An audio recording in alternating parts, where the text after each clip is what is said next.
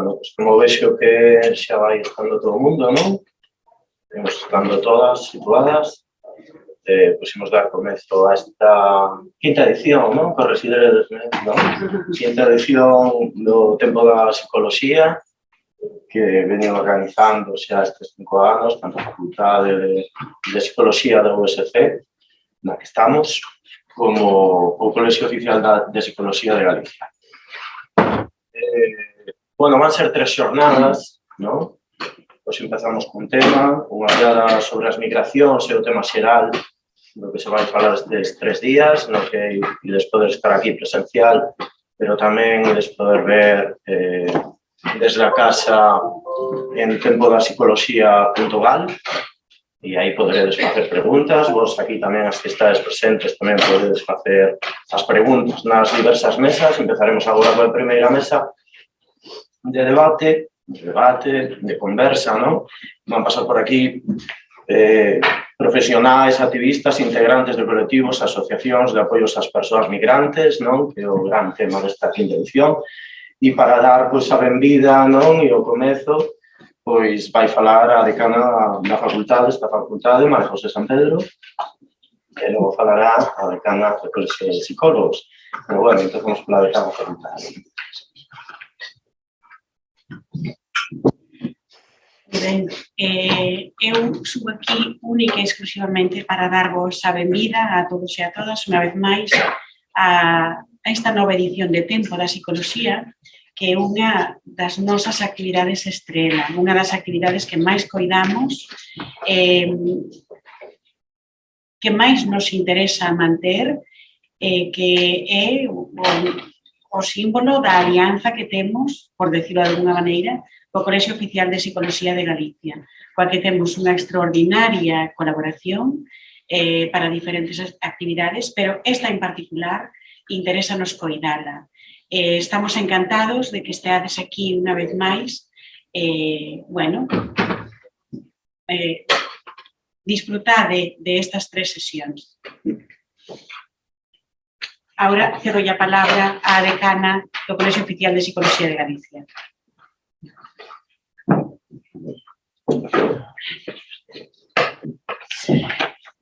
Bueno, boa tarde a todas e a todos, benvidos e benvidas a esta quinta edición de Tempos da Psicoloxía, non? Bueno, darvos tamén as grazas en nome do Colexio Oficial de Psicoloxía de Galicia. Tamén te quero dar as grazas á decana da Facultade de Psicoloxía, a Facultade, non? Bueno, por brindar realmente esta vía de colaboración, como ela ben dicía, non? E ofrecernos esta maravillosa tamén casa, non? Para compartir esta xornada. Gracias, decana. Bueno, tamén Ángel Suárez, non? Que nos vai a guiar a posteriori no convite e as persoas convidadas que estaredes despois aquí. Gracias por aceptar o convite, por compartir con nos esta edición de Psicoloxía, e tamén aos convidados e convidadas e xornalistas que tanto no día de mañá como pasado estarán aquí ilustrándonos tamén e aprendendo sobre esta temática tan interesante. Por suposto, tamén quero darlle as gracias á Secretaría Xeral de Igualdade, non? Porque, bueno, sí que comparte con nós, igual que en edicións anteriores, Tempo da Psicoloxía. Bueno, porque a perspectiva de xénero é imprescindible realmente na psicoloxía, como non, cando facemos os psicólogos e as psicólogas ese análisis das distintas problemáticas sociais, non? É fundamental traballar con perspectiva de xénero. E sabemos que a construción da igualdade ten que realizarse desde os distintos ámbitos da sociedade. E este tipo de encontros vai permitir realmente, bueno, pues abrir o foco a hora de construir realmente esa sociedade que todos e todas desexamos, non? Unha sociedade máis xusta, pero tamén máis igualitaria, e visibilizar as distintas formas de, bueno, que realmente entre homes e mulleres pois ainda se manifesta na sociedade na que vivimos.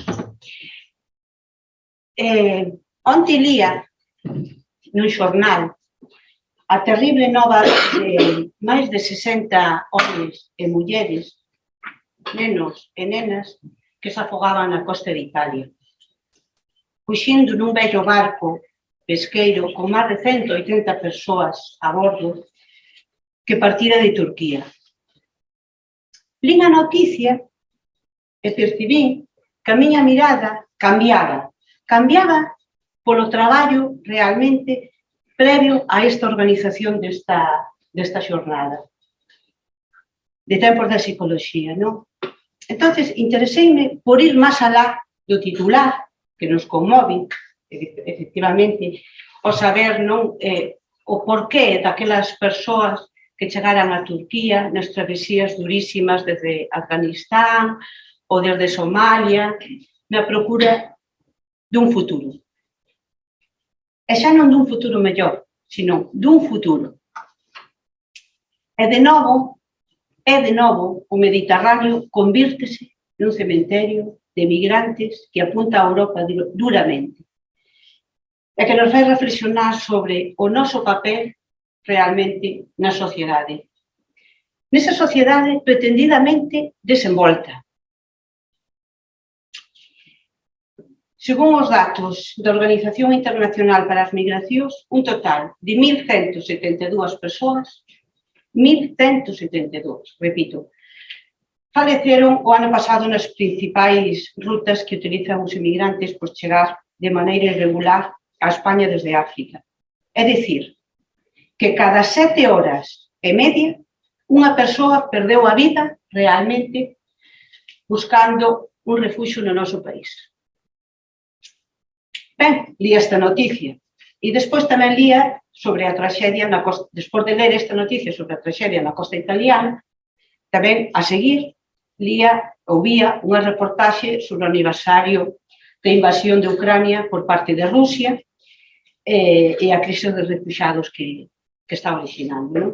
Entón, tamén un fluxo migratorio que seguimos coa mesma intensidade, perdeu certa intensidade nos medios de comunicación e, agora mesmo co tema do aniversario da invasión parece que volveu. Pero o que máis me costaba realmente ler nese xornal foi sobre unha das vítimas máis frágiles, máis vulnerables da migración, que foron as nenas e mulleres que son vítimas de trata con fins de explotación sexual. Unha forma de escravitude nas nosas propias vilas, nos nosos propios povos, cara que, como sociedade, non queremos mirar moitas veces, aínda que se anuncia realmente con luces de neón. O fluxo migratorio das persoas que se ven obrigadas a desplazarse para ter un futuro como factores realmente que influyen, como foi a violencia, a corrupción, as guerras, o xénero, a orientación sexual, as catástrofes naturais, a pobreza. Preocúpanos como psicólogas e como psicólogos. Polo inmenso impacto que ten as persoas que viven este proceso e tamén polas comunidades que teñen que acoller, non? Que desexamos que ofrezcan cuidados, non? E que propicien a súa participación por nunha sociedade verdadeiramente plural e respetuosa cos dereitos humanos. Temos unha responsabilidade. Temos o convencemento de que o diálogo realmente nestas distintas entidades sociais e axentes sociais que imos desenvolver ao longo destes días, nos permitirá realmente esa visión non máis completa que hai detrás das persoas que forzosamente se desplazan e chegan a nós e do que a psicoloxía tamén poda chegar, non? A psicoloxía forma parte da vida cotidiá das persoas. Somos unha profesión e unha disciplina científica que precisa realmente dese contacto, non? Para aumentar a súa dimensión. Porque a psicoloxía avanza ca sociedade, pero a sociedade tamén avanzará coa psicoloxía. Non me quero estender, simplemente pola miña banda quero agradecer novamente a excepcionalidade e a cooperación con esta facultade de Psicoloxía. Bueno, é un placer realmente facer este traballo conxunto. Grazas tamén pola xenerosidade a hora de aceptar a nosa invitación aos xornalistas e tamén ás persoas que vades a participar ao longo destes días, como decía, nestes coloquios. Ángel Suantes, que xa vai agora a darnos paso á seguinte mesa. E quero rematar agradecendo de todo corazón tamén ás compañeiras e compañeiros que traballan nesta organización, non? Nesta iniciativa conxunta con nós coas decanas, non? Pois a profesora Socorro Leín, que coordina tempos de psicoloxía, sei que foi un traballo duro e que pasa rápido, pero ao longo de moito tempo para poder desenvolverlo aquí. Tamén a profesora Lourdes Mirón, o profesor Carlos Montes, a secretaria do Colexio Oficial de Psicoloxía de Galicia, a Sandra Fernández, e así como non, a responsable de comunicación, que sei que, bueno, lle gustaría estar hoxe aquí traballando e non o pode facer, a Eliana Martínez, non? E gracias tamén a Alicia, a Amanda e a Silvia, alumnas da facultade, que tamén estiveron colaborando estas semanas, non? E, bueno, como non, as compañeras do staff do Colexio Oficial de Psicoloxía de Galicia, Rosana e a Paula. Así que, grazas, de novo, tamén, a todas e a todos, que pasedes boa tarde e disfrutedes desta quinta edición de Tempos de Psicoloxía. Gracias. Bueno, agora imos falar desde aquí, entón, bueno, primeiro, perdoade, eu veño absolutamente afónico, co cal, se alguén desde atrás ou desde casa vendo o streaming non escoita ben, que o diga, faga unha chamadiña e que diga, oye, pois, hai que falar un pouco máis alto, vale? Intentaremos desde aquí as persoas que nos estar falar o suficientemente alto para que se nos entenda. Bueno, empezamos agora, vedes que hai un cartaz, a verdade que é moi simbólico, non? Sobre este tema, unha ollada sobre as migracións, e a primeira mesa ten un nome, a verdade é que ten un nome fermosísimo, deixadme que vos felicites, porque máis alá do fondo contido que ten, é tamén hasta poético, non?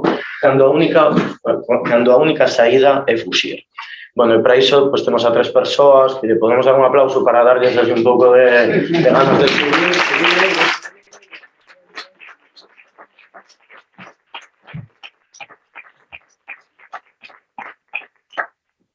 De máis preto de min, máis lonxe de min, pois presento-vos a Hafdal Ameni, dixeno ben, non?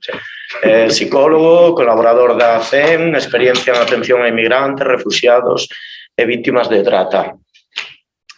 O seu carón está Masha Asheyeva, que é socióloga e mediadora intercultural en Ecos do Sur. E, ao fondo de todo, pero non por iso menos importante, verdade, Mónica? Mónica Alzate, psicóloga, profesora da Facultade de Psicoloxía, experta en análise de conflito político desde a psicoloxía social e colaboradora en ONGs. Esos son os cargos. Agora veredes todo o que saben e todo o que nos poden aportar, non? Dicíalles eu antes, fora de micro, non? Que claro, cando nos invitados son xornalistas, os xornalistas non sabemos de nada, realmente, non? E entón, o primeiro que lle ven unha cabeza, non? Cando ve isto, realmente cales son as marcas, non? Aí saen as marcas, esas marcas das fuxidas, para ir abrindo boca, non? Do que é o tema, cales son as marcas que deixa que a única saída da tua vida sexa fuxir. Menudo comienzo. Hay que empezar fuerte, esto es así. Sí. Vale. Bueno, las marcas son muchísimas y son tan fuertes como invisibles, ¿no? Desde esta parte de fuera. Pero muchas veces cuando hablamos de marcas, no sé muy bien por qué, siempre nos centramos en el motivo, ¿no? Que hizo que que obligó a estas personas a salir de su lugar, ¿no? Y en realidad es el motivo, o sea, el conflicto o la violencia en sí, es el tránsito, todo el trayecto migratorio por lo que han pasado, eso también deja marca, cómo han sido, ¿no?, acogidos, tanto a nivel gubernamental como a nivel social, ¿no?, esa corresponsabilidad de la que hablaba Rosa antes, ¿vale? Todo eso deja marcas, ¿vale? Porque entendamos que es un desarraigo de la identidad, es una ruptura, ¿no?, desde ese momento, ¿no? Entonces, todo el trayecto, todo el tránsito es lo que deja marcas y todo le tenemos que dar visibilidad y su importancia de cara a reparar, ¿no? Vale.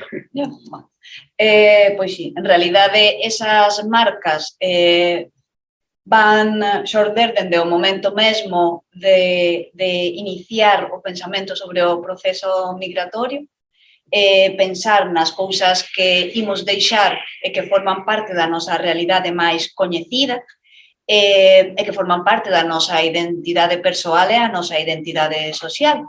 Por lo tanto, cando saímos do terreo do coñecido, pois está o que lle pasaría a calqueira persoa, e como psicólogas e psicólogos ben sabemos que ocurre, esa ansiedade por sair do escenario, do espazo, de control, e as marcas xorden dende ese momento, non? Cando temos a presión de que vai pasar mañá, como vai quedar a miña familia, que vou atopar, todas esas incertidumes fan que as persoas pois teñamos o que, tal como dicía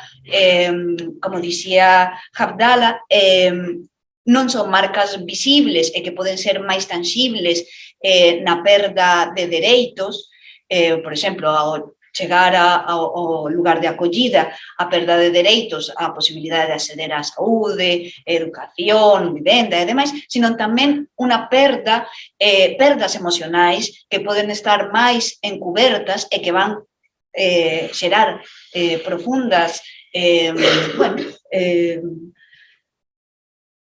vacíos dentro das persoas. Y además son unas marcas que poco a poco van a ir cambiando, porque cuando una persona se va de su país y viene al país de acogida, las marcas no aparecen de repente, ¿no?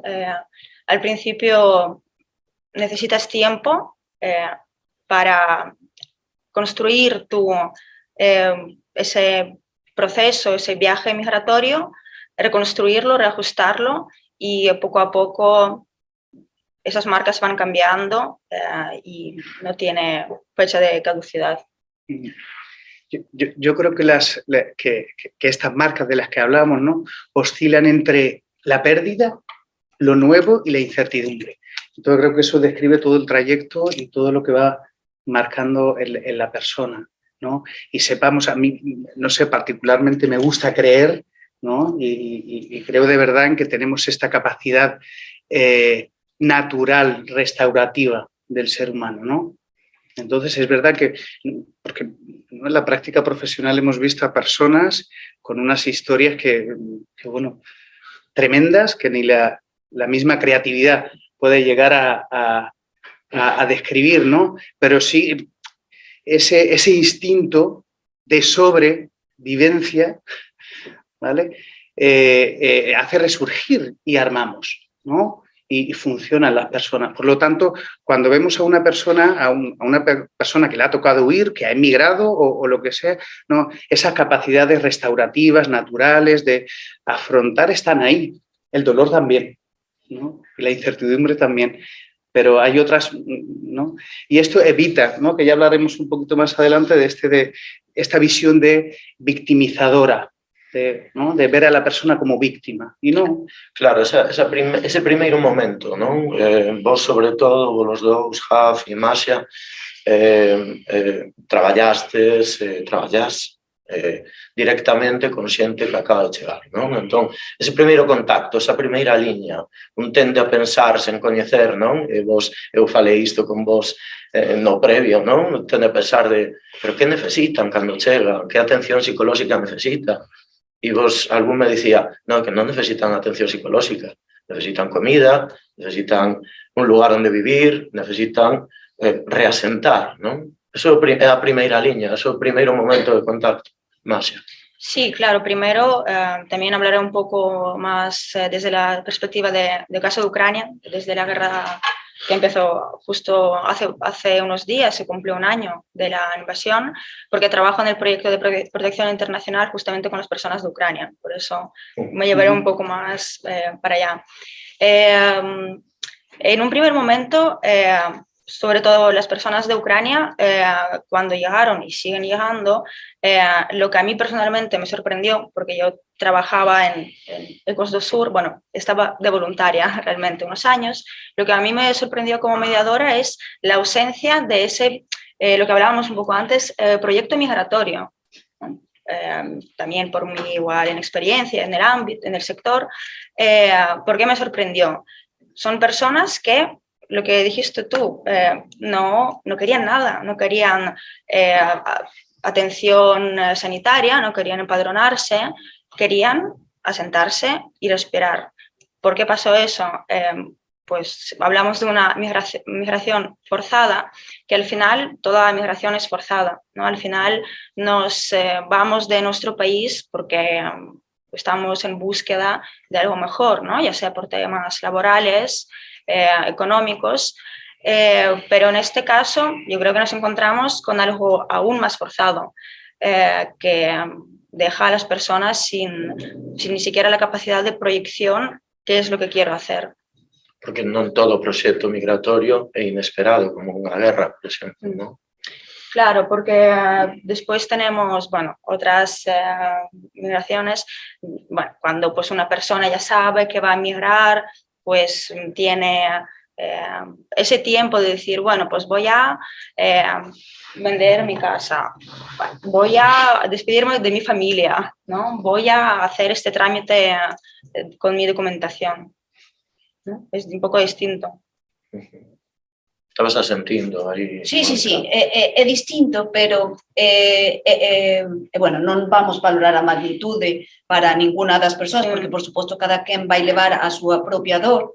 É distinto cada proceso, pero xustamente queda como enmarcado dentro das crises vitais dunha persoa, non? Que dependendo do inesperado que poida ser o fuxir, pois tamén a crise vai ser maior, a emerxencia e a atención ás necesidades básicas tamén vai ser maior. Cando alguén ten máis tempo para prepararse, pois tamén ten máis posibilidade de atopar onde vivir, pensar nunha posibilidade de recursos mínimos para a alimentación e demais. En cambio, cando xa estamos a falar dunha emerxencia moito máis potente, non só unha crisis vital, sino unha emerxencia como unha guerra, pois, por suposto que non. E ao final o punto de partida, non? Non é mesmo igual chegar a España de Latinoamérica co idioma que podes controlar, que chegar de Ucraína, que chegar de África. Claro, llevar este análisis a la generalidad, bueno, lo hacemos por una cuestión de organización y didáctica, ¿no? Sí, pero claro, después habría que repasar cada caso, pero desde luego, ¿no? El bagaje que trae la persona, el bagaje cultural, el andamiaje emocional, ¿no? Y las experiencias vitales también son importantes. Antes comentabas un poco qué se hace, qué es lo primero que se hace, ¿no? A la hora de acoger. Y desde luego, si lo más básico y esencial no está cubierto, no podemos ir a otras cuestiones, ¿no? Y desde luego los seres humanos, lo emocional o lo psicológico está como en un segundo plano, ¿no? Si no hay pan y si no hay cobijo, pues lo demás evidentemente tiene que pasar. Pero yo creo que lo primero que hay que hacer es devolverle a la persona esa apropiación de presente, ¿vale? Porque la persona que viene a la nueva sociedad de acogida, aparte de que está desvalida, ¿no? Materialmente, también lo está emocionalmente. Entonces, devolverle ese control de su propia situación, el permitirle, el acompañarle, desde esos primeros momentos, pues amortigua, ¿no? Claro, por exemplo, Masha, comentabas que para validar agora mesmo unha cuestión tan básica, non? Como a alguén ucraína que chegue agora, teñen, se os queres levar a empadroar, que é algo totalmente necesario en España, eles non comprenden, por exemplo, que significa empadronarse en España. Coméntanos un pouco esa... Sí, es un poco, bueno, las claves culturales que hay entre, por ejemplo, en este caso Ucrania y España, concretamente Coruña, ¿no? Bueno, Galicia. Claro, por ejemplo, el hecho de empadronarse en Ucrania, si te empadronas, ya directamente tienes como acceso a una parte de la vivienda. O sea, con el hecho de empadronarse en una casa, en un piso, hace que tengas pues, un porcentaje, bueno, en cuestión de cuántas personas haya empadronados en esa vivienda, pues tengas un porcentaje de ese piso. Entonces nos encontramos en la ONG que cuando comentábamos con el Servicio de Trabajo Social que, bueno, que es muy necesario empadronarse para pues, tener acceso a tarjetas sanitarias, para que los niños vayan al cole, vimos que las personas no querían empadronarse. Era como, ¿pero por qué queréis que esté en una casa y tenga acceso a este centro? Y bueno, detectamos estas claves culturales y ya hablábamos con todo el equipo y en un primer momento ya empezamos a quitarle la importancia al padrón y desde, bueno, también conmigo hablarlo, yo explicándoles de que realmente en España esto es una cosa de la burocracia que no tiene nada que ver con lo que está pasando allá y son como las claves culturales que hay, bueno, distinciones, ¿no? Que desde un marco político tamén hai un primeiro conflicto, non? Un primeiro choque casi entre sociedade de acollida e persoas que chegan á sociedade de acollida. Bueno, podemos falar dun conflicto social, político ou mesmo de un conflicto intergrupal, como poderíamos falar dun conflicto que se activa entre grupos de persoas que son do Celta e outras que son do Dépor, persoas que teñen, bueno, estou a facer un pouco de broma co tema, pero neste caso, bueno, a broma non é tanto, non? Pero que sí é que actívanse identidades propias do grupo ao que pertencemos, é dicir, se somos de Colombia, se somos Ucraína, se somos do lugar do mundo onde sexamos, con respecto á sociedade que vai acollernos. Así como para as persoas que chegan a un lugar novo, é difícil adaptarse a todas esas claves culturais que está a mencionar Masha, tamén para as persoas que están xa no contexto é difícil aceptar as persoas que creen que pertencen a outro grupo social, político, cultural, outro país, outra nacionalidade, que en xeral son estranxeiras, e xorden entre as dúas comunidades competencias por cousas que ás veces pensamos que hai suficiente para todos, pero que en realidade tamén temos a percepción de que bueno, as persoas que xa estamos radicadas en Galicia ou que están en Galicia poden percibir que os recursos non son tan amplios e que esa nova comunidade que chega a esas persoas estranxeiras van competir por esos recursos que son contados para unhas poucas persoas, non? Entón, ali xorden os conflitos intergrupais. Aí estamos adiantando algo do que falaremos logo, non? Que como vemos a xente que chega, como nos ven eles, non? Como se produce iso, pero era un pouco tamén por colocar, falando con Hafdala, falabasme dos protocolos, non? Os protocolos, como os protocolos da sociedade de acollida, neste caso de Galicia, de Coruña, ou donde sexa, non? Como marcan moito, non? E como xa están lastrando, non? Esa chegada e esa entrada. É un dos grandes hándicaps e das grandes loitas. Bueno, como se dice, ¿no? Con la burocracia nos hemos topado, ¿no? Claro, cuando hablábamos un poco de los protocolos de acogida, realmente no es una competencia autonómica o municipal, ¿no? Eso corresponde al Ministerio o incluso ¿no? a la Comisión Europea, de asilo y migraciones. Y es verdad que esos protocolos, ¿no? Nosotros siempre en el día a día y con compañeros decíamos, no, quien escriba estos protocolos nunca ha estado ¿no? al pie del cañón. Y esto pasa en esto y en muchas otras cosas, ¿no? Sonará. Y esos afectos profesionales, que luego hablaremos, esos afectos profesionales, ¿no? Hombre, claro, desde luego. Entonces, después tienes que hacer cábalas, ¿no? Por atender, que es lo prioritario, atender a la persona y cumplir con el protocolo, ¿no? Y bueno, y es verdad que los protocolos de acogida, y no es fácil, no es tarea fácil, ¿no? Estandarizar todo un protocolo de acogida, entendemos que no, pero sí que desde la administración sí que se debe de escuchar, ¿no? Y atender y crear ese espacio de diálogo entre los profesionales ¿no? Que están ahí en el día a día con la intervención real, ¿no? Para adaptar futuros protocolos, ¿no? Por ejemplo, en el caso del conflicto ucraniano, por ejemplo, pues yo recuerdo cuando estábamos en intervención que era todas las semanas, ¿no? A adaptar, ¿no? Cosa que no es fácil, ¿no? Porque la realidad era cambiante, las decisiones políticas eran cambiantes, lo que se pensaba que iba a durar un mes, de repente duraba 6, ¿no? Los presupuestos eran distintos, por lo tanto había constantemente que ir readaptando. Pero no solo relacionado al conflicto ucraniano, lo hemos visto con el tema, el tema del reparto, ¿no? Que no deja de ser vergonzoso con la crisis en el 2015 con los refugiados sirios, ¿no?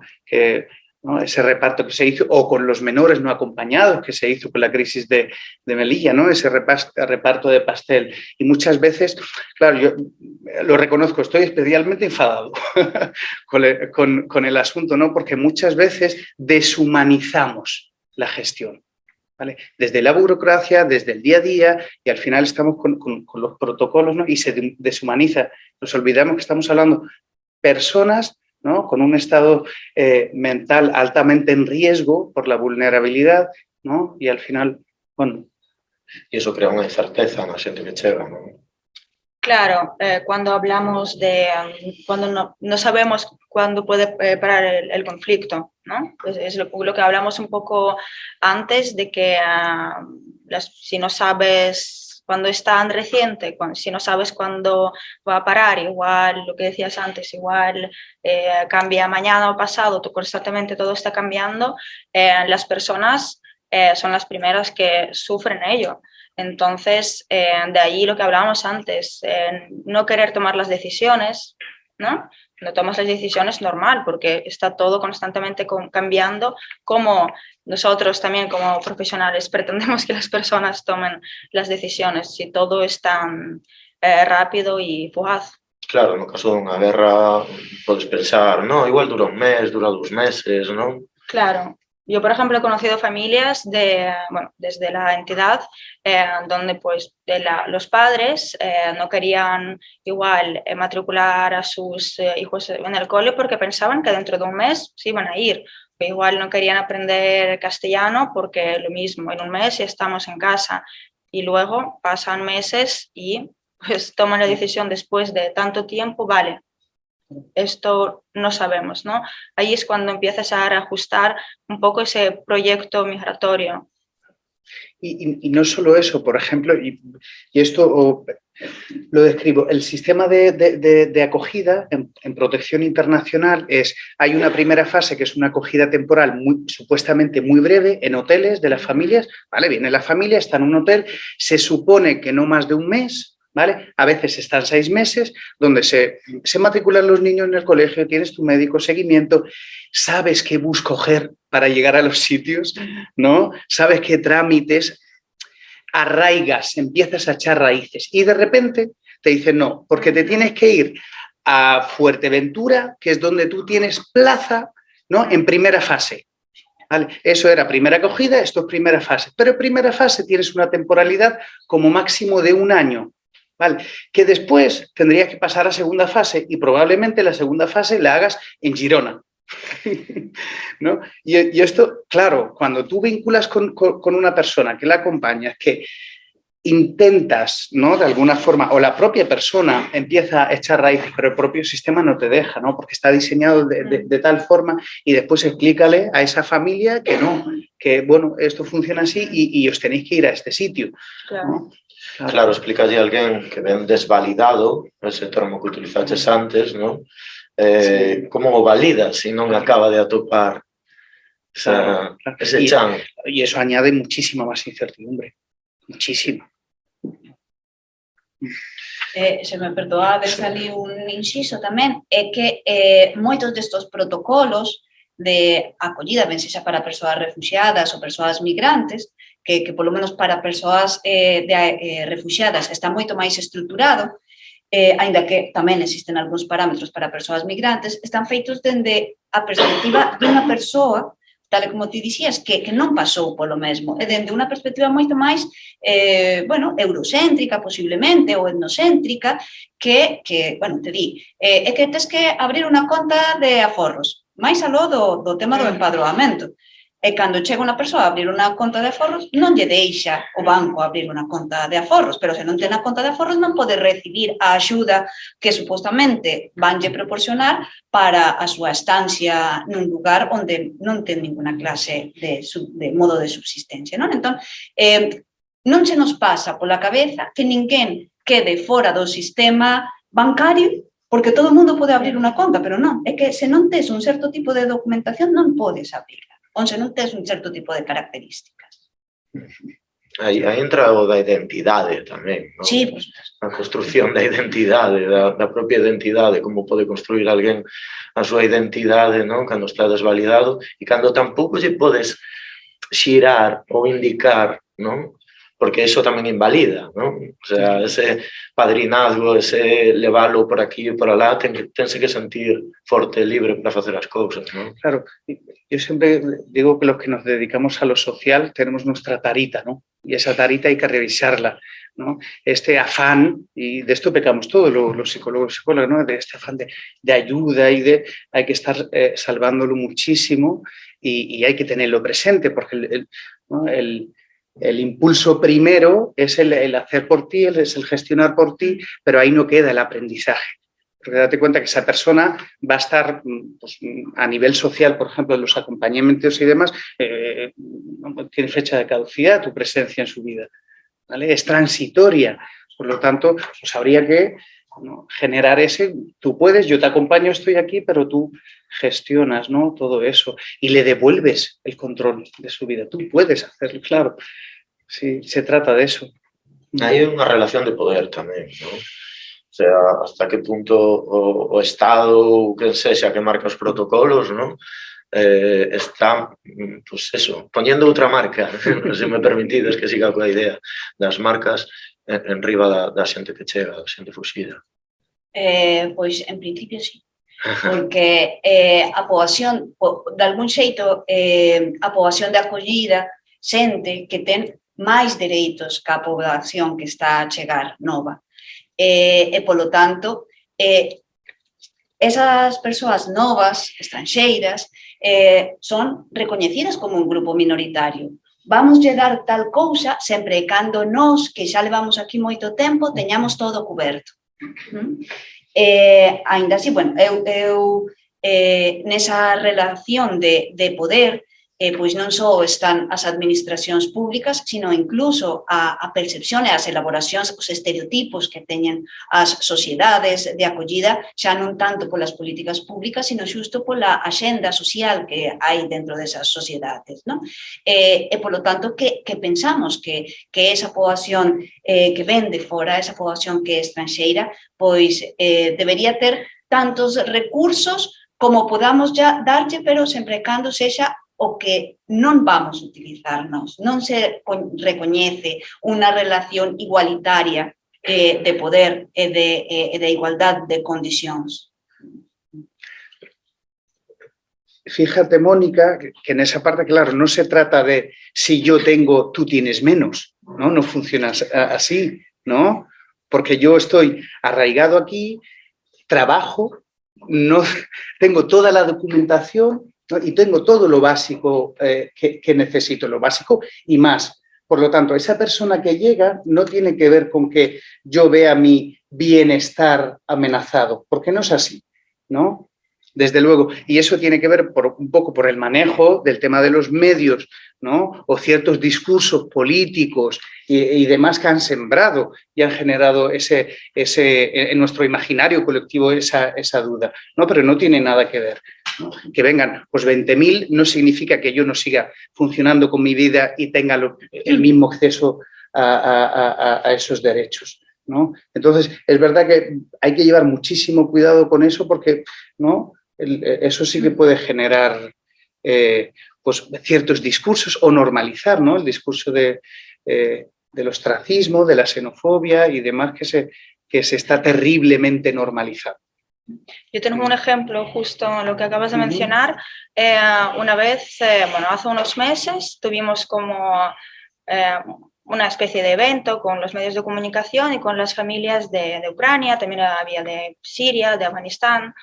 Entonces, pues cada familia tenía bueno, la posibilidad de contar un poquito su proceso migratorio, su experiencia. Son historias duras, lo contaron, se emocionaron. Y después del evento, pues hubo una pequeña rueda de prensa y lo que pasó fue que los medios bueno, fueron como corriendo literalmente a las familias y las preguntas que le hacían. A las familias de Afganistán les hacían preguntas que sí les importaba, que qué les parecía que las familias de Ucrania estaban aquí recibiendo la misma ayuda. Claro, nosotros siempre, ¿no? Estamos desde pues, ese discurso de interculturalidad, de igualdad, entonces lo vimos como, ¿qué pretendéis? Hacer, bueno, un conflicto aquí, ¿no? Y a las familias de Ucrania que llevaban 3 meses en España, les preguntaban que cuándo se iban a ir a casa, que cuándo se iban a ir a Ucrania. ¿Qué os parece? Es realmente, bueno, una persona que justo llega, que ni siquiera le da tiempo a aterrizar, te pregunten, ¿cuándo te vas? Creo que sea o tema dos medios de comunicación que voy a sacar. Esta vez con ganas de zoupar aí e é normal. Todo darme a min non como representante dos medios de comunicación. Tema favorito mío. Mónica tamén quería falar dos medios de comunicación. Vamos a falar dos medios de comunicación. Claro, Xa, agora. Ataquemos al gremio. Todos queredes, por que non? Bueno, pois todos os que estamos aquí, que estamos a traballar ou estudamos algo que ten que ver con ciencias sociais, con ciencias da saúde tamén, pois sabemos que os procesos de socialización non só están dentro do cole ou dentro da familia, senón que tamén están dentro dos medios de comunicación, tamén fan a súa tarefa.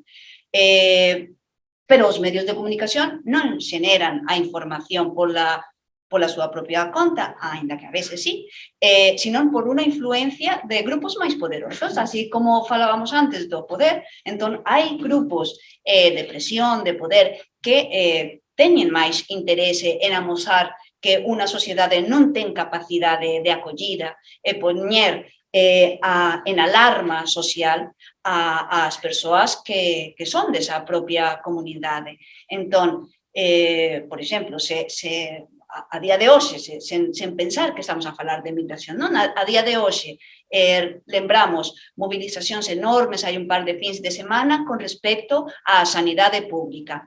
Cando dixeron a sanidade pública está a fallar, ninguén pensou, é que claro, os velliños están a utilizar moito a sanidade pública. Ninguén pensou é que as persoas con alguna clase de problema de saúde abusan moito da sanidade pública. Sen embargo, cando entra o grupo de persoas migrantes, ás veces sí que lle botamos a culpa ás persoas migrantes. Entón, a través dos medios de comunicación pódese transmitir unha idea, un mito, como que a poboación migrante está a saturar a sanidade pública ou está a abusar da sanidade pública.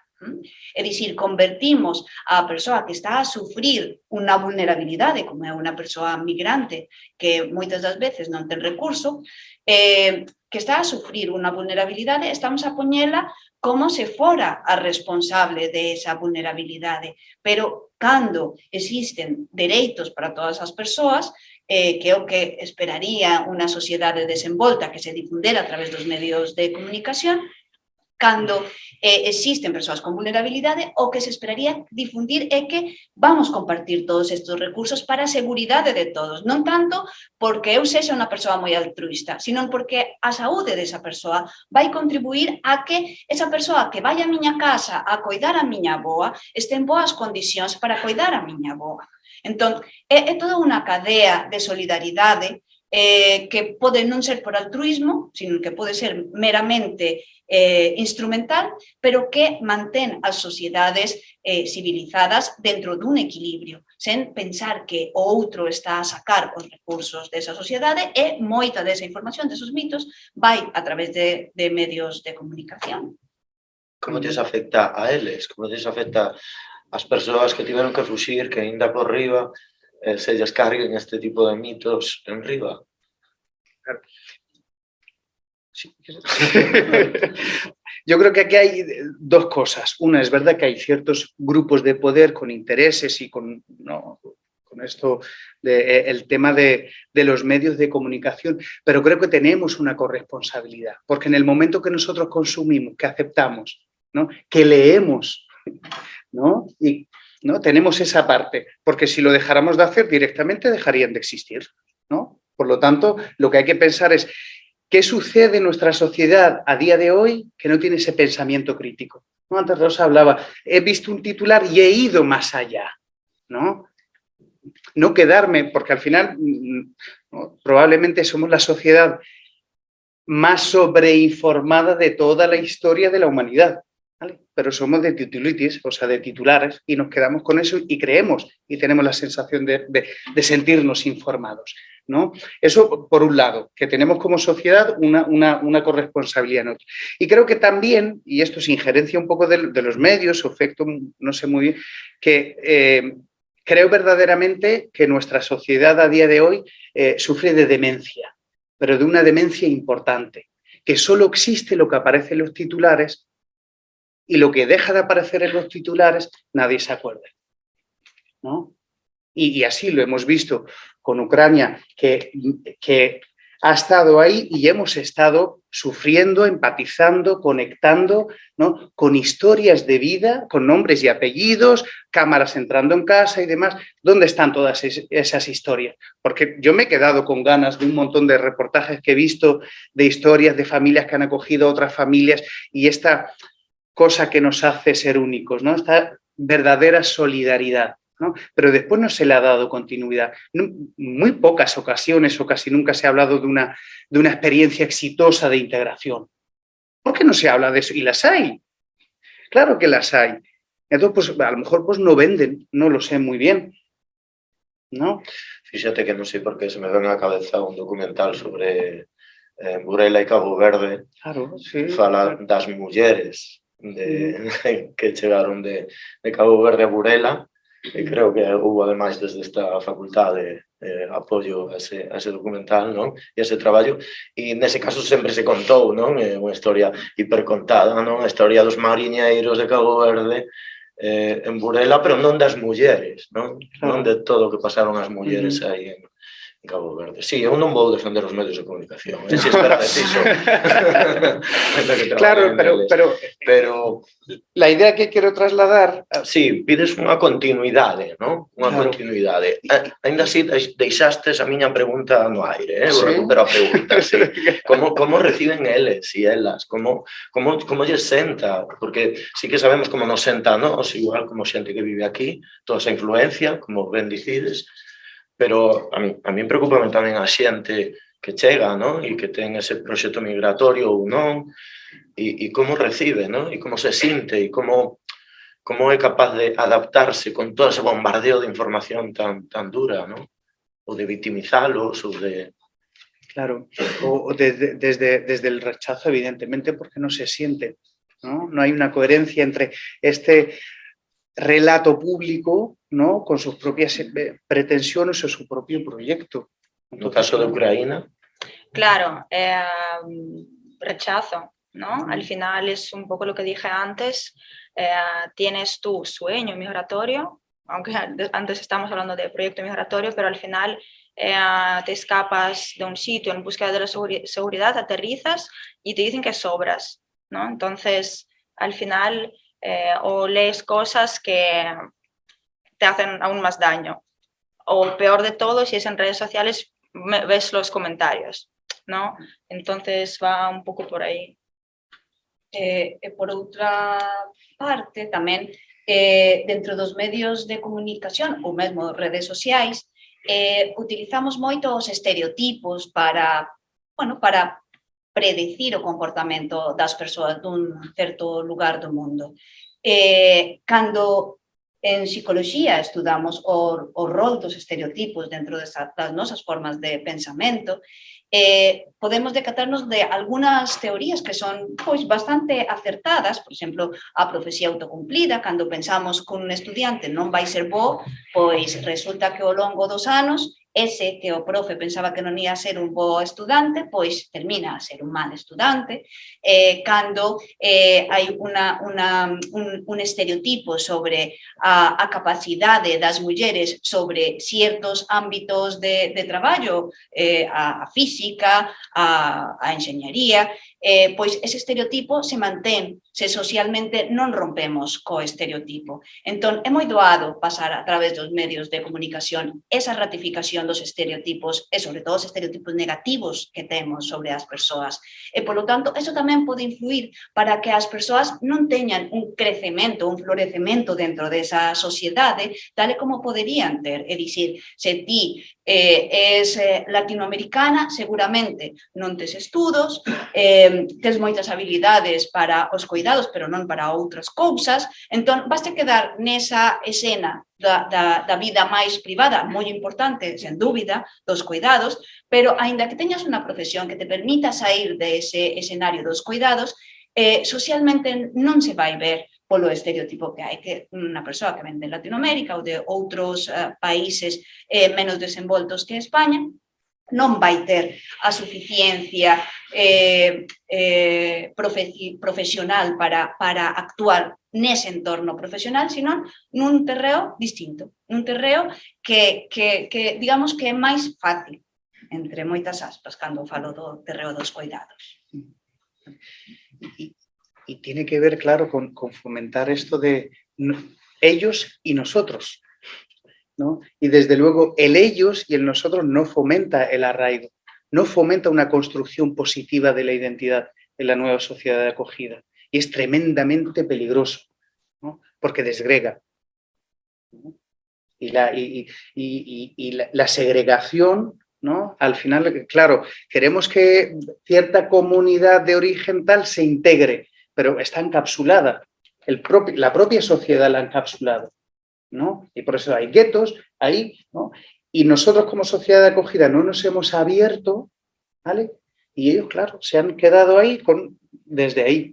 Y no hay políticas ni desde educativas, ni comunitarias, ni vecinales, ¿no? que abran, ¿no? Esa apertura necesaria para construir esa nueva identidad, ¿no?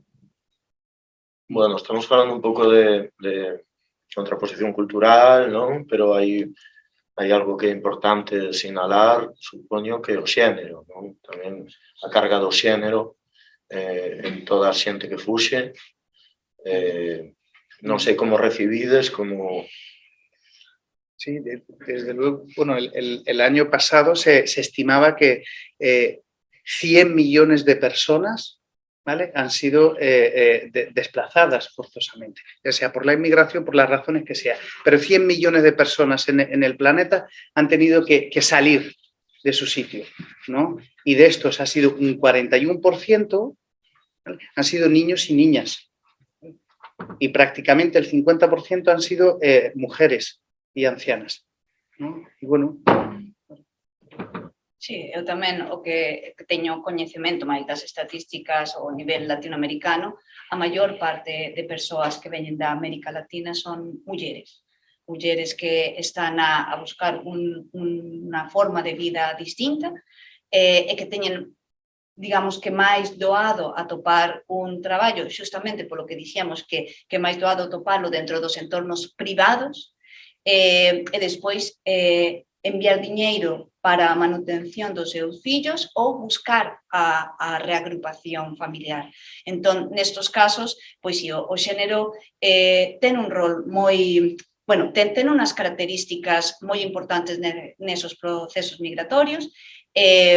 Bueno, eu teño unha estudante de doutoramento que sabe máis que a min destos temas, porque xa se dedicou a estudalos máis, pero entre outras cuestións tamén vemos como os machismos que poden existir dentro das sociedades de partida pódense manter ao chegar ou pódense modificar ao chegar a unha nova sociedade. E que esa modificación pode facer que a parella que tiñas no teu país de acollida xa non te valga como unha parella en condicións de igualdade como é o esperado, sino que te decatas que é unha persoa que está a exercer machismos e mesmo a túa sociedade está a exercer machismos. E ali o rol da muller é diferente co do nome. E mesmo no caso dos homes, que xa non poden desenvolver esos roles preestablecidos de proveedores económicos porque xustamente non atopan tanta posibilidade de traballos como as mulleres. E ao final, a violencia termina a ser unha das estrategias de control sobre esas mulleres ou sobre as sociedades. Entón, empezamos nunha dinámica que é perigosa, especialmente perigosa para as mulleres e as crianzas. Non sei se no caso de Ucrania, claro, supoño que as estatísticas irán tamén por aí, ¿no? Sí, además salen mayoritariamente las mujeres y menores, porque los hombres no pueden. Y también, bueno, vamos a hablar un poco a las claves culturales. Cada sociedad tiene su percepción de género y es interesante, por así decirlo, porque en el idioma ruso, el que yo domino, ruso-ucraniano, la palabra feminismo y machismo como tal es una palabra nueva, o sea, apareció ahí hace unos años. ¿Y qué pasa cuando una palabra no existe? ¿No? Pues no podemos darle nombre a eso.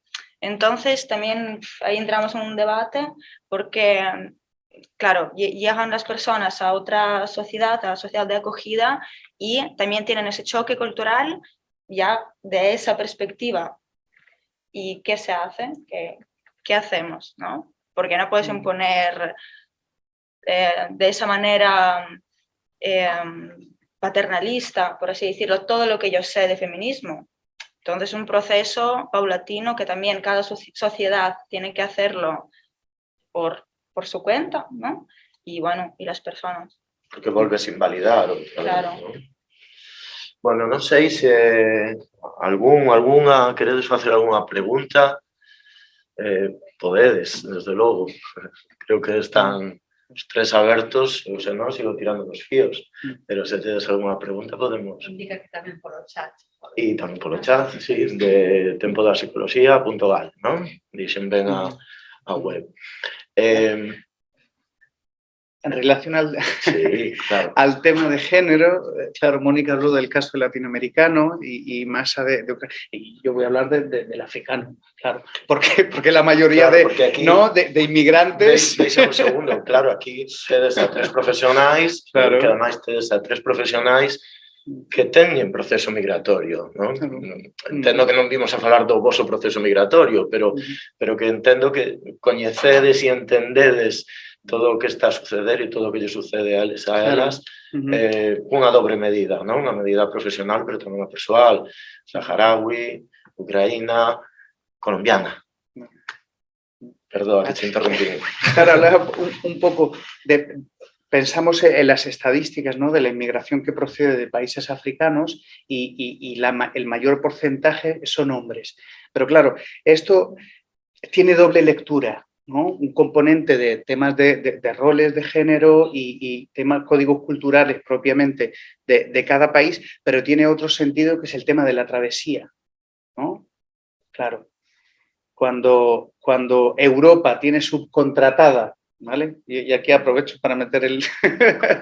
Cuando Europa tiene subcontratada el control de las fronteras, ¿no? El control de la migración, y no se creen vías alternativas, seguras, donde se le reconozca, ¿no? El estatus a la persona en los consulados o en los cuerpos diplomáticos del país de origen. Claro, yo he conocido personas que han venido de Benín andando, ¿vale? En una travesía perfecta de 6 años, ¿vale? Para llegar desde Benín a Melilla, ¿no?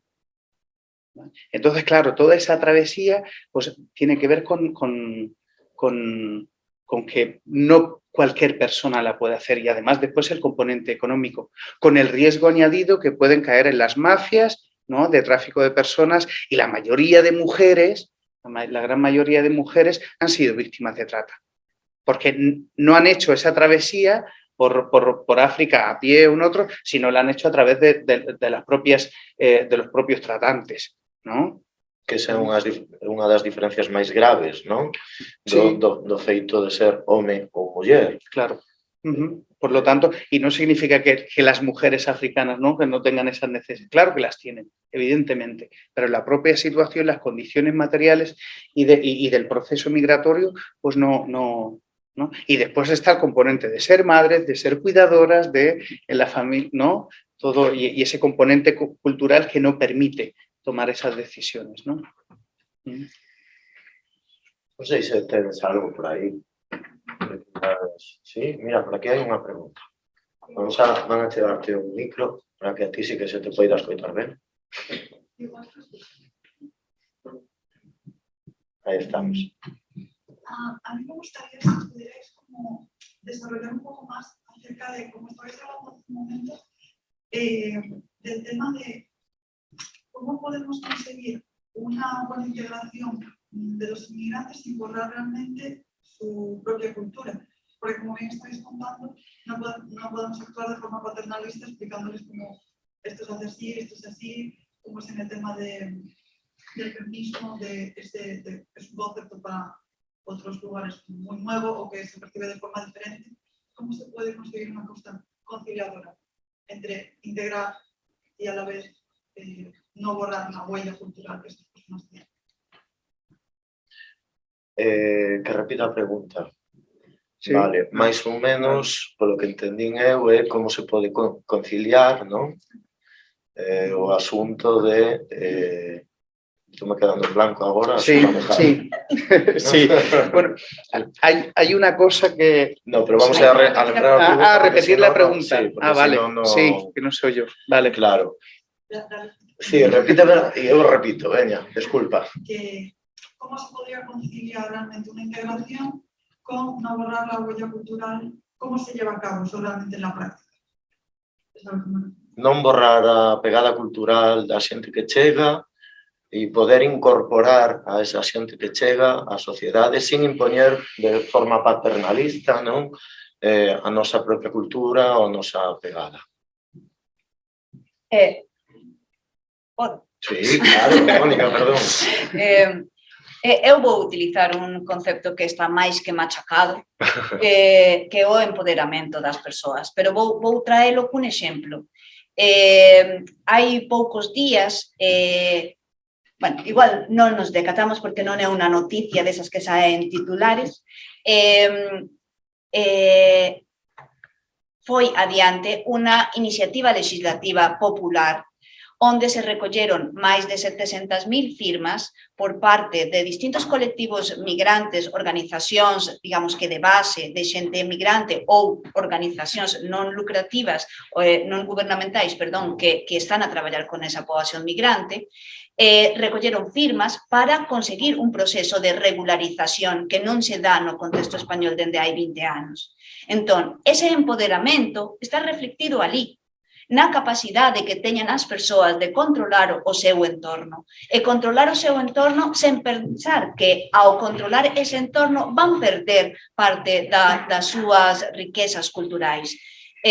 Algunas persoas me preguntan a min, pero ti por que falas galego e non castelán? É que ti estás a perder a túa lingua. Non, eu estou a enriquecer. Como a xente que me escoita falar en castelán e utilizar algunhas palabras que están perdidas dentro do contexto castelán ou mesmo dentro do contexto galego, que me escoita está a incorporar novas palabras, novas formas de alimentación.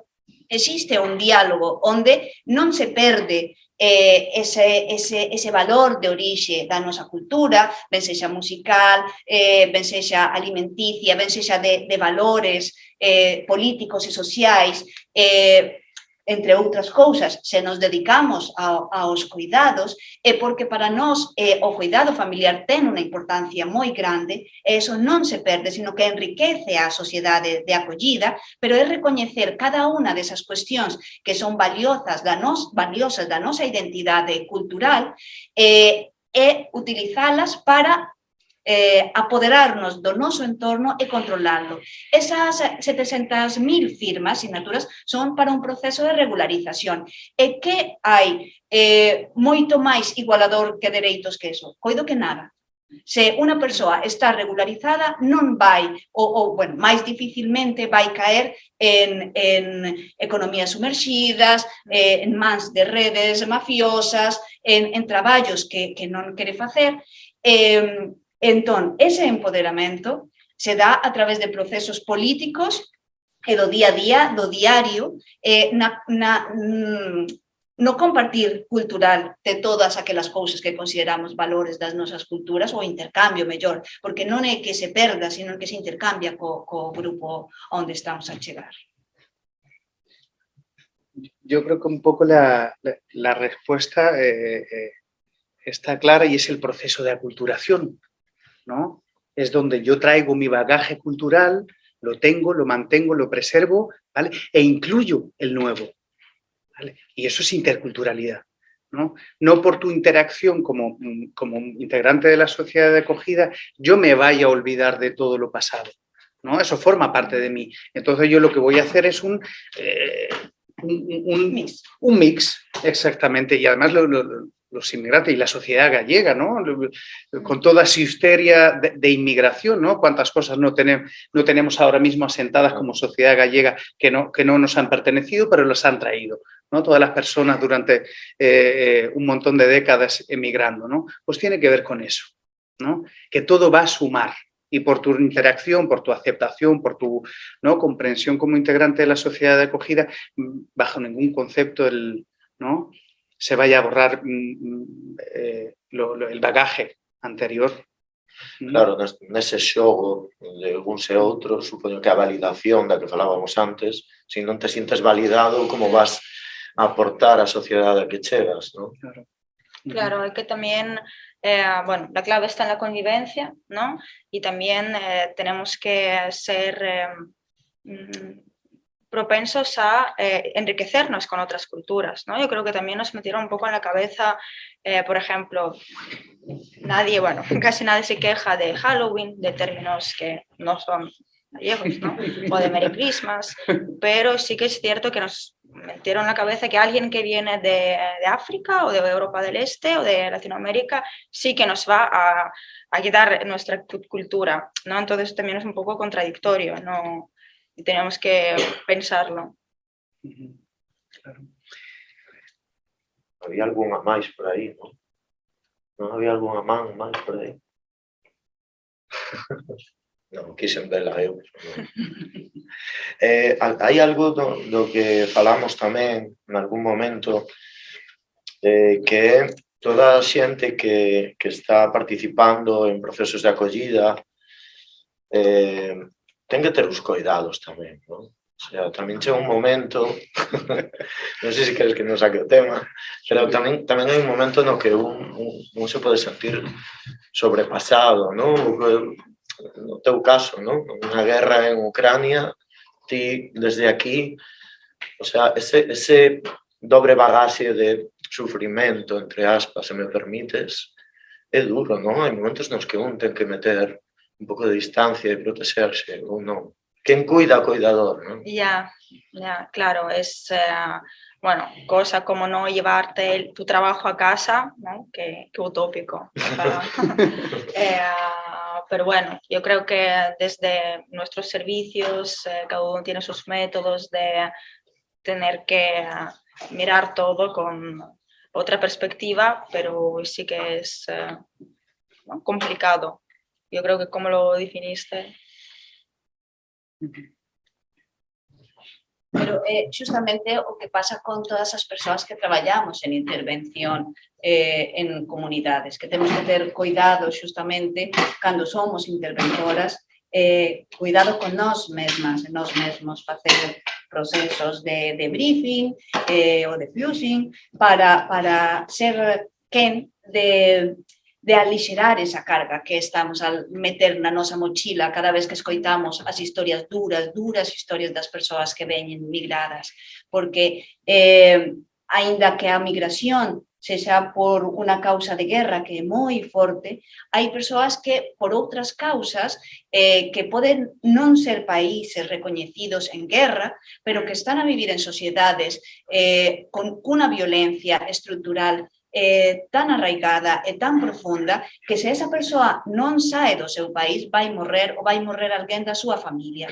Entón, a dor que senten esas persoas cárgase dentro da mochila de quen está nun proceso de mediación ou que fai atención psicolóxica e, polo tanto, o mínimo sería que esas propias organizacións, sexan gubernamentais ou non gubernamentais, tiveran atención a esos coidadores. E se non a teñen dentro desos contextos, pois que sexamos quen de decatarnos de que precisamos dese escenario para desafogar esas dores que vamos metendo nas nosas mochilas. Efectivamente, debería ser, ¿no? Debería estar ahí el tema del autocuidado, ¿vale? Y el autocuidado desde viniendo de uno como del equipo, donde tú cuentes con un equipo de trabajo que tú tengas la certeza de que te puedes sostener, ¿no? Porque es verdad que el día a día es tan intenso, con un colorido emocional muy inusual, ¿no? Donde si tú no te sobrepones y te recoges, ¿no? Es insostenible, porque entonces no ayudas, no acompañas, ¿vale? Y a mí hay un término que me ayudó, y esto también, ¿no? A todos los psicólogos y psicólogas, ¿no? La gente lo dice, ¿no? Estáis oyendo ahí todas las movidas de la gente todos los días, ¿no? Y hay un término que a mí me ha funcionado y lo aplico, y es empatía distanciante.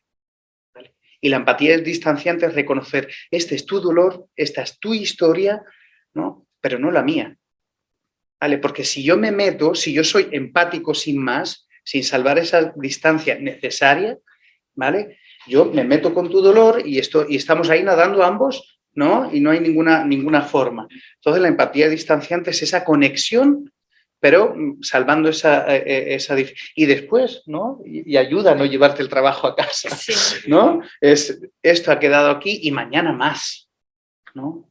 Pero sí que es verdad que bueno, que es un frente bastante complicado, como todos los de la intervención, en realidad. Entonces hay que tener y crear y diseñar protocolos de autocuidado a nivel grupal, a nivel individual, y es necesario, porque si no después el burnout está ahí a... Tes o micro na man, iso que hai unha pregunta que chega desde a web, non? Sí, temos un par de preguntas a través do chat. Unha delas plantea que valoración tedes do discurso do odio.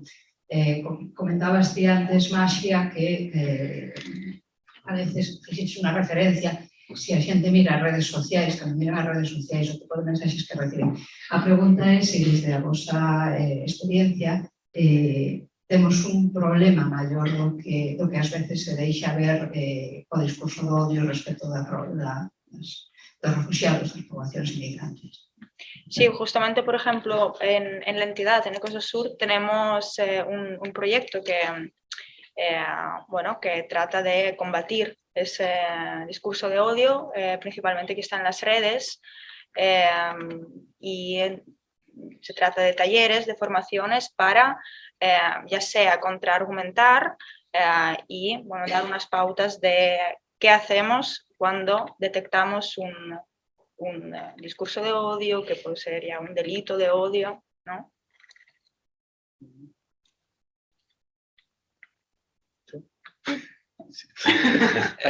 Bueno, estos discursos de odio, igual que como comentaba ao principio, son bastante habituais cando hai conflictos intergrupais.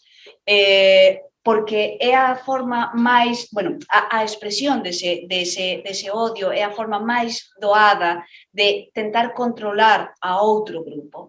Entón, é máis rápido, eficiente, aínda que non sexa o máis adecuado ao longo prazo, pero rápido e eficiente dicirlle a alguén que ti és un sudaca, cando se utiliza a expresión de xeito negativo, non? Que está a evidenciar ese odio de cara ao distinto, de cara á persoa que ven doutra nacionalidade, e que non só aparece dentro de identidades de distintos países, sino que pode aparecer en calquera momento. Podemos utilizar esos discursos de odio contra calquera persoa que percibamos que é máis vulnerable, unha persoa maior, unha persoa que é nova, é dicir, xerar discursos estrategias de control sobre outro, porque iso é o que está na base, un intento de controlar a outra persoa a partir do que pensamos que é unha deficiencia ou unha das súas vulnerabilidades, e que por suposto que aparecen, bueno, sobre todo cando hai un momento de competencia por algún recurso. Sí, aparte de que los discursos de odio, ¿no?, siempre aparecen como cuando uno se siente amenazado, a mí lo que más me preocupa ahora mismo es la normalización del discurso de odio, ¿vale? Que hace unos años atrás era impensable, inimaginable que en la palestra pública, en una cafetería, ¿no?, pudiéramos normalizar un discurso del odio. Fijaros que no es libertad de expresión, ¿vale? Porque cuando yo lo que digo atenta directamente contra la dignidad de una persona, eso no es libertad de expresión. Eso es un delito, ¿vale? Y lo hemos normalizado, ¿no? Y eso es lo que más debería de hacernos reflexionar, ¿no?, en la normalización de lo que no es normal y de lo que es un atentado directo contra la dignidad de la persona. Creo que había alguna pregunta máis. Porque poderíamos volver sobre os medios de comunicación, ¿no? E como amplifican, ¿no? Y nos salimos del bucle. Claro, e seguimos dando os medios de comunicación. Sí, temos outra pregunta que fai incidencia nos estereotipos en relación coa, bueno, o que falabades tamén antes, non? A ocupación dos postos de traballo, ocuparnos os postos de traballo. E preguntan se vos realmente sabedes como acceden ao traballo estas persoas, cales son as redes por as que acceden a esos traballos que realmente non nos rouban, porque son os traballos que nós non queremos facer. Bueno, claro, ¿cómo accede? Depende de la situación administrativa, ¿vale? Porque no es lo mismo, por ejemplo, una persona que ya viene con reasentado, que ya viene con su documentación en regla de país de origen, como el caso, por ejemplo, con los pocos sirios que se hizo en aquel entonces, o, por ejemplo, la inmediatez y la eficacia y la gestión de la documentación con las personas ucranianas, que ha sido encomiable, o sea, es una pasada, y eso ha demostrado, ¿no?, ha sido palpable la eficiencia cuando hay voluntad política, ¿vale? Porque la gestión ha sido impecable, ¿no? No en otros casos. Pero, bueno... Sí. Foi impecable, perdoa, aquí en momento periodista, foi impecable. Sí, sí, o sea, estoy de acuerdo, sí, es lo que hay. ¿Cuántas horas? Creo que... En 24 horas. En 24 horas tienes un permiso de trabajo. Es lo que acabas de decir, ¿no? Sí que se puede, pero solo cuando interesa... Hay voluntad política. Claro, perdón, Jafa, sí. ¿Sigo? Sí, claro. ¿Sigo mi rollo? Sí. Claro. Y después están solicitantes de protección internacional que no son así, que no tienen la condición de asilo, ¿vale? Entonces, mientras están en trámite, tienen que pasar por diferentes documentos de identidad personal que no autorizan a trabajar, después autorizan a trabajar y después, si te deniegan la solicitud de protección internacional, te quedas así, literalmente, ¿no? Hay un sistema que te ha protegido mientras has estado como solicitante y al día siguiente estás sin nada, desvalido, ¿no? Y después, claro, y la inmigración pues común, pues depende del país de procedencia, también tiene que ver, o sea, los años de residencia o el tema de las condiciones, si hay acuerdos bilaterales o no, ¿vale? En realidad depende de muchos factores el tema del acceso y después, claro, todo esto nos aboca a trabajar en la economía sumergida, en condiciones infrahumanas, donde, bueno, pues ahí lo vemos en la agricultura, en la ganadería, en la pesca últimamente no, por el control férreo de la Unión Europea que tiene sobre eso, pero lo ha sido hasta hace muy poco, ¿no? Y después la economía doméstica, ¿no? El tema de las personas, de cuidadores, auxiliares de limpieza y demás, claro. Perdón. Outra cousa que non debemos perder de vista é que non é só unha responsabilidade de aqueles empresarios que están a contratar persoas baixo condicións non lícitas ou non visibles, sino que tamén existen unhas estructuras políticas e sociais que manteñen as persoas a traballar en certos sectores.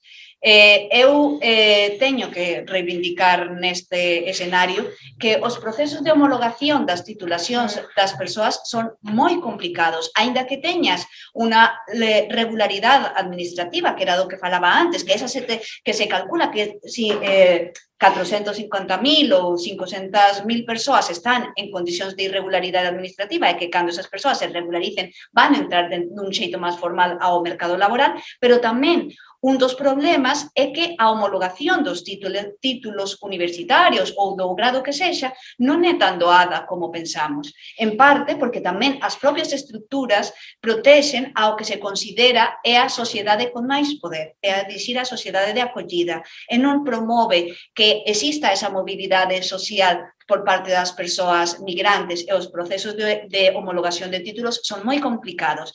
Pero esa mesma vontade política aparece en momentos críticos, tal como foi a crise da COVID. Cando faltaron médicos e sanitarios, máxicamente homologáronse un montón de títulos de xente que supostamente non podía traballar no sector da saúde porque non estaba o seu título homologado. Miles. Sí. Creo que había outra... Sí, no, quería eu facer un inciso en relación con esa pregunta, non? Sobre os postos de traballo, etc. Cal é o...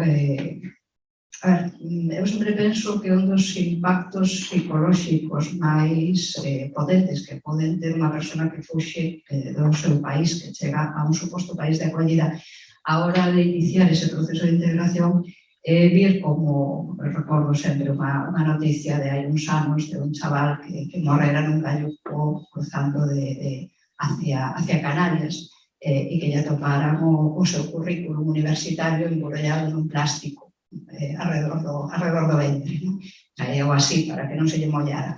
Esas persoas que en moitas ocasións acaban traballando en na economía sumerxida ou non na economía sumerxida, pero si en postos moi por debaixo do que a súa preparación e que ademais non lle permiten con facilidade mudar e ir ocupando postos millores. En que medida eso, bueno, non sei, pensades que ou tedes experiencia do impacto que supón desde o punto de vista psicolóxico, desde o punto de vista tamén de como, bueno, como rinden contas ou como dan noticia da súa, do seu estado aquí ás súas familias, donde puxeron esa esperanza de un retorno económico ou por lo menos de que esa persona que tuvo que fuxir cobre unha mellor posición no seu país. Me dá a sensación que xunto co desarraigo familiar debe de ser un dos elementos psicolóxicamente máis impactantes, pero gustaría saber a vosa opinión de vos experta, non son. Sí. ¿Queréis hablar? Sí, pero despois de ti, por Después- exemplo. Claro, es que no podía evitar de pensar, cuando pensamos en el tema de la inmigración o refugiados, hay muchísimas pérdidas. ¿vale? Y una de esas pérdidas es al propio estatus. ¿Vale? Eso es uno de los duelos principales.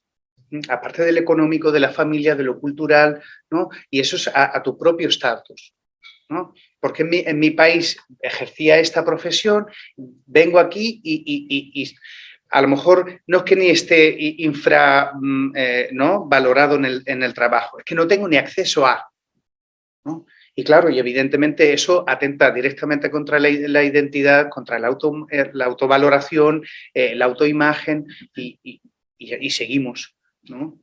Evidentemente eso es uno de los esenciales. Pero sí, es un verdadero drama el tema de las homologaciones y los reconocimientos. También depende de qué país se venga o de qué universidad se ha formado y demás, pues los criterios son distintos, pero aún así el promedio habitual, ¿cuánto es? 2 años más o menos de trámite mínimo, ¿sí? De 2 años y seguimos contando, ¿no? 4, ¿sí? Psicología 4. Para psicología 4, ¿sí? Vale. Claro, es que mínimo, ¿no? Depende para qué especialidad. Es tremendo. Y antes hablábamos del tema administrativo, ¿no? De Ucrania bueno, aunque sí que hay esa facilidad que desgraciadamente también, si vemos, bueno, en comparación con otros países, aún así es un proceso muy duro y imposible. Ahora nos estamos también en la entidad pues viendo casos, aunque es posible, es imposible, ¿no? Porque siempre te falta un papel. Claro, las personas han salido de una situación que no estaban pensando coger el resguardo del título, que acabaron la carrera hace 14 años. Y para conseguir el título tienen que volver al país, pero es que si vuelven, no sale. Entonces también es un sinfín de cosas. Y también nos estamos encontrando con personas que igual durante toda su vida tenían una ocupación y llegan y al principio tienen ese proyecto, tienen esas expectativas de seguir trabajando de lo mismo o muy parecido, y poco a poco vemos que se están replanteando mucho su ámbito laboral y cómo les afecta a nivel emocional. O sea, porque al final, al principio lo que dijeron que no querían dedicarse a ello, al final tienen que romper otra vez para conseguir un empleo. Sí, en realidad é unha das perdas ese estatus con respecto ao país de orixe, outra vez cas estatísticas de mulleres latinoamericanas, que a maioría delas, bueno, por lo menos estatísticas ata hai uns anos, que a día de hoxe xa non sei como están, pero ata hai uns anos a maioría de mulleres tiñan unha formación universitaria cando viñan de América Latina. E os traballos que atopaban non eran justamente de profesionais universitarios ou de profesionales universitarias. E, polo tanto, eso empeza a menoscabar a túa autoimaxe, a túa autoeficacia no país de acollida, e esos estereotipos que existen sobre ti, pois case que se empezan a cumplir, que só vales para determinadas tarefas propias das persoas que son desa orixe, non para outras. E deixas tamén un pouco de loitar porque sentes que é case que imposible acadar o resultado. Eu cando vin nunha época en que as políticas de homologación de títulos eran distintas, moitísimo máis áxiles, non quero dicir que doadas, porque tamén tiñamos que presentar exames e demais, pero non eran tan complexas como son a día de hoxe. E coido que esa foi, dicimos de non falar das cousas persoais, pero eu por isto a traela, esa foi a porta de entrada da integración real nesta sociedade, o proceso de homologación do meu título como psicóloga. Pero fíjate que depende de qué país, ¿vale? Tienes la opción de solicitar la homologación, pero es que hay de países que no tienes la opción, ¿vale? Porque no hay convenio, por el tema del sistema educativo del país de origen o lo que sea. Pero para que os hagáis un poco una idea, ¿no? Los que hemos pasado por el proceso sabemos cómo es. Tienes que traer la certificación de notas del país de origen, el plan de estudios, los títulos compulsados, fotocopiados por el ministerio que corresponda en tu país y apostillados por la Haya en el Consulado General de España en tu país de origen. Vale, todo esto. Claro, lo tienes que traer, por lo tanto, si sales corriendo, ¿no?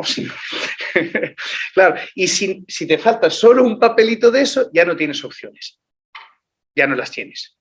Son inviables. Claro, porque en principio estamos hablando de procesos migratorios un pouco que hai que facelos, non? Pero si hai un proceso migratorio un pouco controlado, un pouco vou facer isto, non? Con conciencia, ainda así os problemas son 15.000 igualmente. Claro, y el tema que tiene que ver, me estoy acordando de un caso que tuvimos de una persona de Mali, ¿no? Al final solicitó protección internacional porque tenía la historia para eso, una historia tremenda, ¿no? Y al final pues está año y medio en el sistema de acogida esperando una respuesta a eso. Después del medio año empieza a tener autorización de trabajo, empieza a trabajar, ¿vale? Todo va bien ahí y después le resuelven que sí, que efectivamente tiene protección internacional. O sea, le reconocen la condición. ¿Qué pasa? Que para darle la residencia, ¿vale? de estatuto, le piden el pasaporte del país de origen, que él no tuvo. Pues tela. Pues te tienes que comunicar con tu embajada, señores míos, que yo vengo huyendo de mi país porque mi país no me proporciona la protección. ¿Cómo voy a ir a mi embajada a pedirle? ¿No? Claro, y era el absurdo. Pero así nos lo encontramos a diario a nivel administrativo. En la intervención social, el absurdo a diario, ¿no? Cosas sin mucho sentido y después, claro.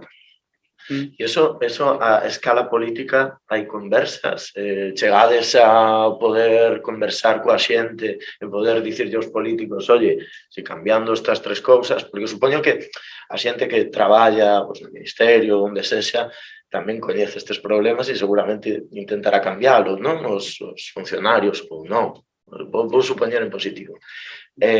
Pero claro, eso ten que vir con unha orde política, unha lei, neste caso, unha iniciativa legislativa popular ou como sexa. Non hai esa... No, es verdad que cada caso tiene su casuística, ¿no? Pero da la casualidad que hay casuísticas que están generalizadas. Entonces, se ampara desde eso. Es que los casos particulares, no, pero esto es ocurre a menudo. Entonces, bueno, pues... maniatados. Sí, no, e ademais deso, cando se hai un político que sexa quen de mollarse neste tema, supoño que lle pode costar o seu posto, o seu lugar. Porque é outra vez activar esa competencia de espazos laborais en igualdad de condicións das persoas que veñen de fora e, polo tanto, que se perciben como menos merecedoras desos espazos laborais que, en xeral, a poboación española está a percibir que son escasos. Entón, apostar por unha homologación rápida de titulacións non é unha boa estrategia política para quen a poña en marcha. E aínda que existimos moitísimos grupos que estamos a presionar para esos procesos de homologacións de titulacións porque detectamos que unha das maiores carencias pois non hai maneira. Mellorou un pouco, está a mellorar, aínda non sacaron a regulamentación ao respecto, está a mellorar, esperamos que estea a mellorar, pero sí que é unha aposta política complicada para quen teña que facela. Disme mellorou un pouco e hai algo que me ven rondando aí na cabeza hai un rato. Claro, antes contaches que a tua historia, cando chegaches tipo o teu título, sí que valía, non? E houve un retroceso e agora mellorou un pouco. O sea, e os discursos de odio pues, ven sendo o mesmo, non? Desde que traballades, desde que estás en contacto con todo isto, as cousas foron a peor.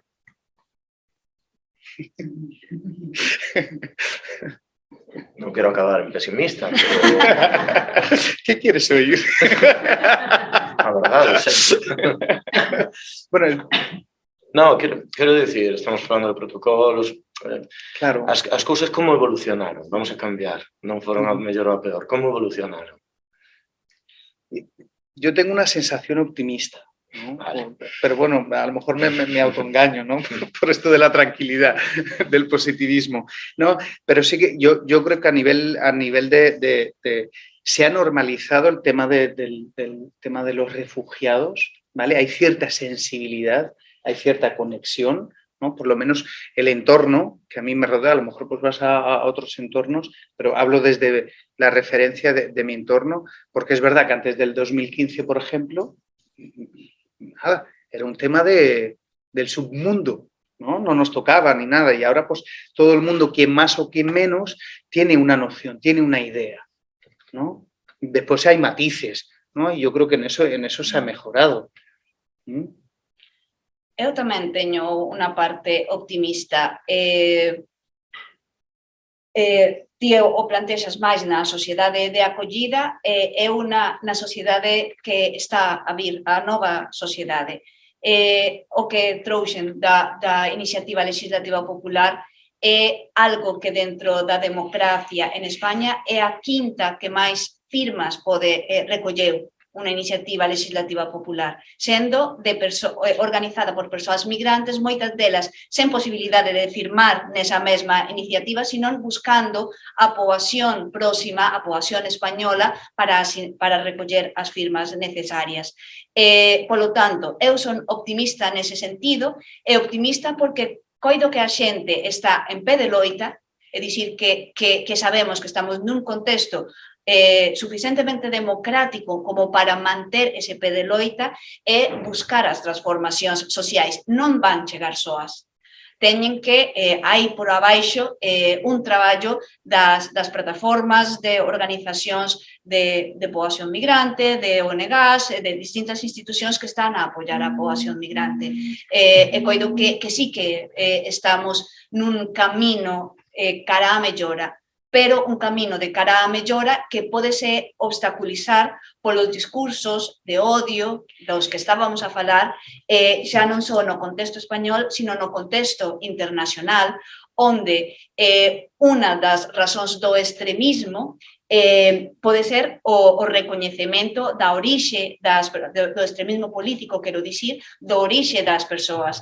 Vémolo no caso de Estados Unidos, que deben quedar fora do contexto de cidadanía aquelas persoas que non teñen o seu orixe en Estados Unidos e, polo tanto, xorden discursos de odio dende os propios escenarios públicos, como os que coñecemos do anterior presidente, que prefiro non nombralo, ou dentro do contexto europeo tamén en moitos países, incluído o italiano, que é un dos maiores receptores de poboación migrada ou refuxiada, discursos onde, a partir das estrategias políticas, é mellor poñer o ollo sobre as persoas migrantes como aquelas contra as cales temos que loitar. Eso axuda a acercar certa poboación que se sente máis insegura, que sente máis inseguridade con respecto ao escenario político. Polo tanto, pois digo que son optimista nunos espazos, pero tamén sei que o escenario internacional ten unos derroteiros que non están a ser precisamente os de a colaboración e a solidaridade, sino todo o contrario, o extremismo sobre aquelas persoas que son distintas e máis vulnerables. Bueno, non sei, con estes dos puntos optimistas, entre aspas, non sei se hai algunha pregunta que nos quede por aí, se alguén máis, en algún momento, se viu, non? Tampouco desde o chat. Bueno, Tites outra. Desde o chat quedaba unha última que iba a enlazar co anterior conversación, pero que o mellor tamén se pode enlazar con esta. Preguntaban ao fío do que, as dificultades que falábamos para os procesos de regularización, etcétera, ou de innovación de títulos, si de algún xeito se pode, de pouco estabes contando, falar de violencia institucional. E, en ese sentido, plantexan a pregunta que creo que pode ligar máis con esta última parte, das perspectivas de futuro. Si coñecedes e sabedes de outros países que poidan servir de modelo, de mellor modelo para o establecemento de protocolos institucionais de cara á integración de refugiados. Hay modelos por ahí fuera. Hay modelos de integración, claro, y no solo en el ámbito de refugiados, sino en la gestión de la inmigración y la integración, ¿no?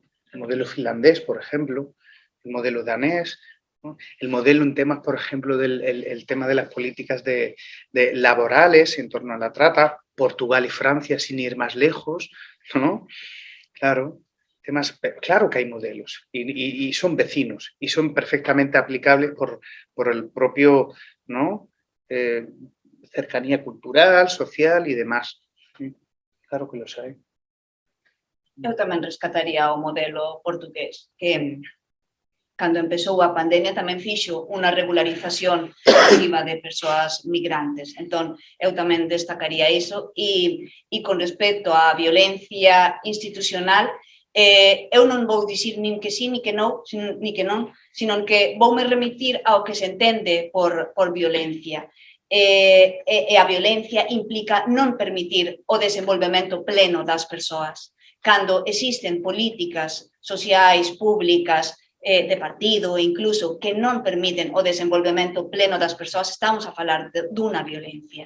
E, polo tanto, aqueles grupos, aquelas institucións que estean a limitar o desenvolvemento de persoas dun orixe distinto, estranxeiras, pois están a exercer esa violencia institucional sen dúbida ninguna.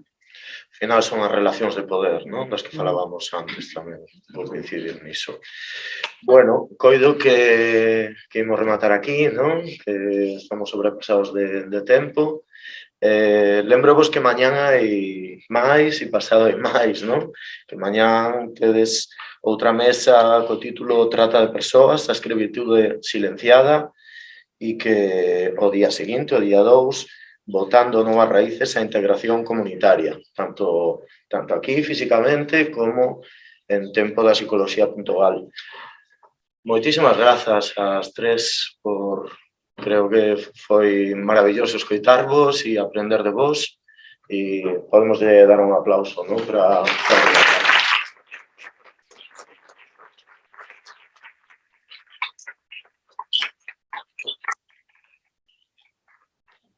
Agradecemento tamén pola compañía do xornalista. compañía, boa palabra.